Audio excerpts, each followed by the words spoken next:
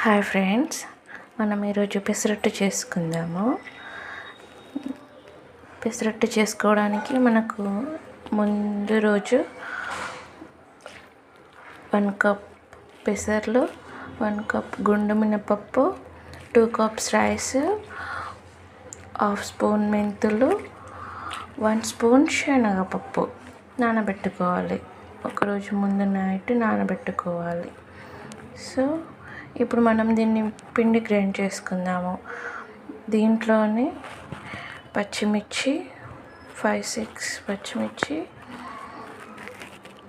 వెల్లుల్లి, జీలకర్ర ఇవి కూడా వేసుకొని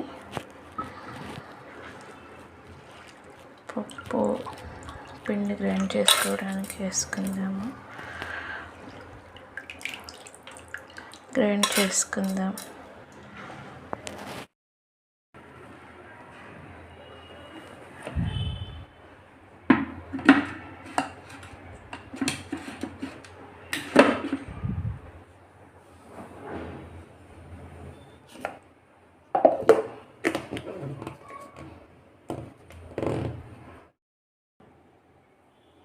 కొత్తిమీర కూడా వేసుకుందాము. దీంట్లోనే సాల్ట్ రుచికి సరిపడు,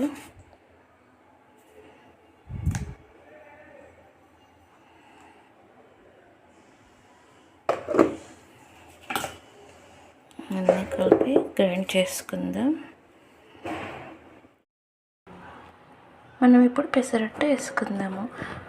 కన్సిస్టెంట్ కొంచెం లూజ్గా ఉంటేనే దోశలు పల్చగా వస్తాయి, లేకపోతే చల్లగా వస్తాయి.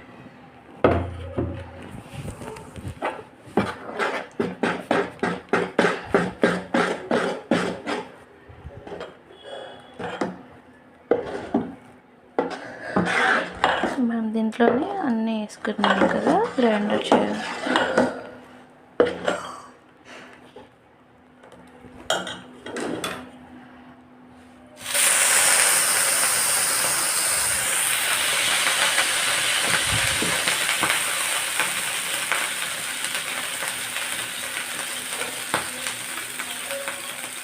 ఈ పెసర్లు పొట్టుతోటి తింటేనే చాలా హెల్త్కు మంచిది. సో అందుకోసమే పెసర్లు తీసుకోవాలి. పెసరపప్పుతో కూడా చేయవచ్చు, కానీ పెసర్లే ఒంటికి చాలా మంచిదంట. అందుకోసమే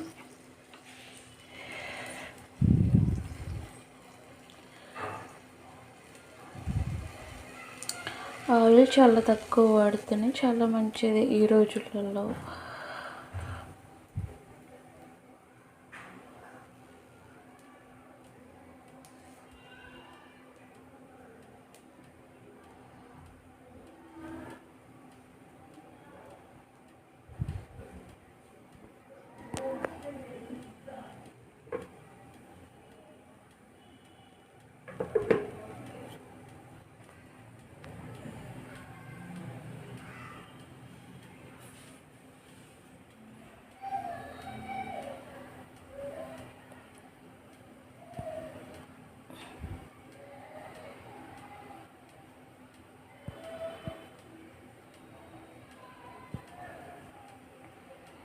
ఫస్ట్ దోశ కదా, లేవడానికి కొంచెం టైం పడుతుంది.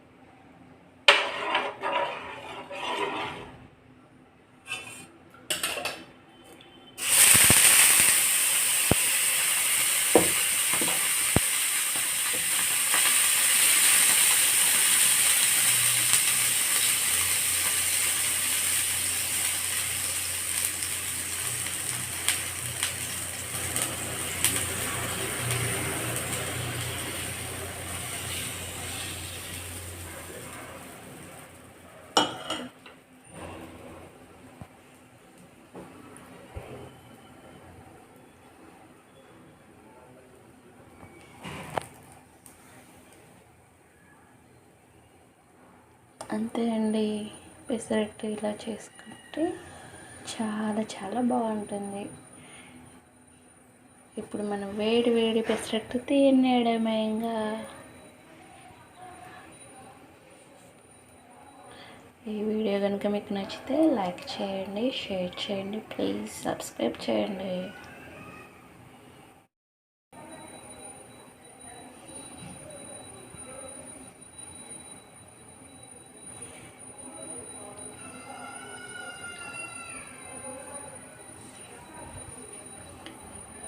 పెసరట్టుకు కావలసిన పిండి కొలతలు మరొకసారి చెప్తా వినండి. 1 గ్లాస్ పెసర్లు, 1 గ్లాస్ మినపగుండ్లు, 2-2.5 కప్ రైస్ తీసుకోవచ్చు. 2 తీసుకోవచ్చు, 2.5 తీసుకోవచ్చు, మీ ఇష్టం అండి. 1 స్పూన్ శనగపప్పు, 1/2 స్పూన్ మెంతులు. ఇవన్నీ కలిపి ఒకరోజు ముందే నానబెట్టుకోవాలి. సో మార్నింగ్ గ్రైండ్ చేసుకోవాలి. ఓకేనా? రుచికి సరిపడినంత సాల్ట్.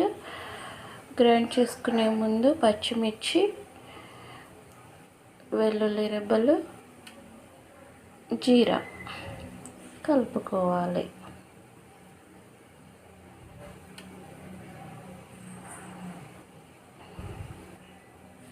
ఆయిల్ కూడా తక్కువే పడుతుంది పెసరట్టుకి.